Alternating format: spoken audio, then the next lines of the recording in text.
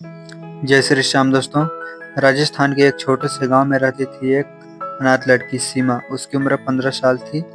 माँ बाप एक हादसे में चल बसे थे और कोई रिश्तेदार भी नहीं थे जो उसे अपनाता। गांव वालों ने जैसे तैसे उसे एक झोपड़ी दे दी रहने के लिए, लेकिन असल में वो दिन रात अकेली रहती थी। हर साल जब रक्षाबंधन आता तो गांव की लड़कियां अपने भाइयों को राखी बांधती, हंसी ठिठोली करती, लेकिन सीमा चुपचाप मंदिर के कोने में बैठी रहती। जिसे भगवान ने भी भाई नहीं दिया, वो क्या राखी बांधेगी। कोई होता तो इस अनाथ को अपनाता। सीमा की आंखें भर आती, लेकिन उसने कभी किसी को कुछ नहीं कहा। उसका एक ही सहारा था, खाटू श्याम जी की छोटी सी तस्वीर, जिसे वह रोज जल चढ़ाकर प्रणाम करती थी। रक्षाबंधन से एक रात पहले सीमा बहुत रोई। उसका दिल चीख उठा। उसने कागज नहीं, अपनी हथेली पर ब्लेड से हल्की सी खरोंच कर दी और खून की कुछ बूंदें बाबा की तस्वीर पर टपक गई। फिर उसने पहली बार पूरी ताकत से प्रार्थना की, हे बाबा, सबको भाई दिए, क्या मुझे नहीं दे सकते हैं? मैं आज अपने लहू से राखी बांध रही हूँ। क्या आपको मुझसे एक रिश्ता नहीं जोड़ना? उसकी ये बात किसी ने नहीं सुनी, लेकिन खाटू धाम के गर्भगृह में अचानक घंटे बजे। पुजारी हक्का बक्का रह गए।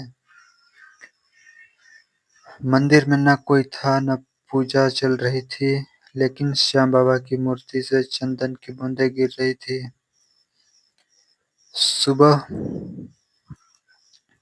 सुबह को सीमा उठी तो उसके दरवाजे पर एक अजनबी बालक खड़ा था। उम्र करीब 18 साल। गले में रुद्राक्ष, माथे पर चंदन और हाथ में एक थाल जिसमें लड्डू, रक्षा सूत्र और तुलसी के पत्ते थे। वो मुस्कुराया। वो बोला, बहन, मैंने सुना तू अकेली है, क्या मुझे राखी बांधोगी? सीमा स्तब्ध रह गई। उसने कांपते हाथों से राखी बांधी तो वो बालक बोला, आज से तेरा हर दुख मेरा हुआ और तेरा हर आंसू मेरी पूजा बना। सीमा ने उसे पूछा, भाई तुम कौन हो? वो मुस्कुराया, बोला, मैं वो हूँ जिसे तूने लहू से बुलाया। तूने राखी बांधी थी, मैंने रिश्ता अपना लिया। फिर वो बालक भीड़ में गायब हो गया। सीमा दौड़ी पर कुछ मिला नहीं। कल रात बाबा के चरणों में राखी बांधी हुई पाई गई और लहू की बूंदें मूर्ति पर चमक रही थी। यह कोई साधारण बात नहीं। बाबा ने किसी बहन की पुकार सुनी है। गांव वाले दंग रह गए। जब उन्हें पता चला कि सीमा ने ये मन्नत की थी तो सबकी आंखें भर आई। सीमा के जीवन में वो दिन एक नया जन्म बन गया था। जिसने कभी भाई का चेहरा तक नहीं देखा था, आज उसे बाबा श्याम ने स्वयं भाई बनकर दर्शन दिए। लेकिन यह चमत्कार यही नहीं रुका।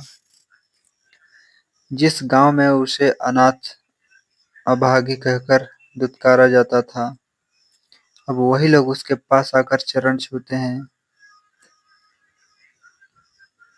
पंचों ने आकर माफी मांगी, बेटी हमें माफ कर दो, हमने तुझे कभी नहीं समझा।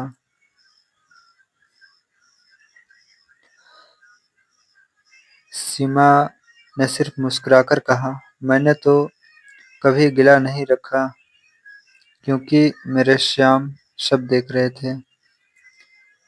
गांव के मंदिर में पहली बार रक्षाबंधन पर सीमा को मंच पर बैठाया गया और सभी बहनों ने मिलकर उसे सच्ची बहन का सम्मान दिया।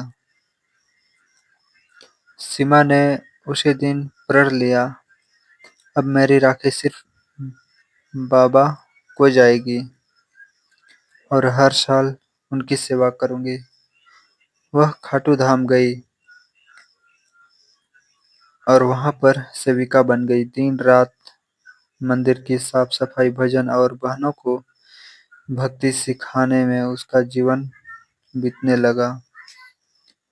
हर रक्षाबंधन को बाबा की मूर्ति पर वो खुद राखी बांधती और लड्डू का भोग लगाकर एक ही बात कहती, धन्य है वो भाई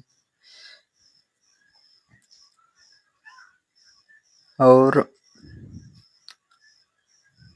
धन्य हूँ मैं जिसके भाई खाटू वाले हैं। एक बार भक्त ने उससे पूछा, तू कभी उदास नहीं होती बहन? सीमा बोली, जिसका भाई श्याम हो वो दुखी कैसे हो सकता है? और उसी दिन रात को बाबा की आरती के बाद सीमा हमेशा के लिए बाबा के चरणों में समा गई। उसके चेहरे पर मुस्कान थी, बाबा की मूर्ति पर उसकी राखी बांधी भी थी। मित्रों, अगर इस सच्ची बहन की भक्ति ने आपके दिल को छू लिया, अगर आपने महसूस किया कि पवित्र रिश्ते खून से नहीं भगवान से बनते हैं, भावना से बनते हैं, तो कृपया इस वीडियो को लाइक करें, हमारे channel we are story creator को सब्सक्राइब करें और कमेंट में एक बार जरूर लिखें, जय श्री श्याम। मुझे भी ऐसी भक्ति और भाई जैसा सहारा दो बाबा। आपका एक लाइक कमेंट एक बहन की भावना को लाखों लोगों तक पहुंचा सकता है, क्योंकि यह सिर्फ कहानी नहीं, यह रिश्ता है बाबा श्याम और उस बहन के बीच जिसे अब तक कोई समझा नहीं। जय श्री श्याम।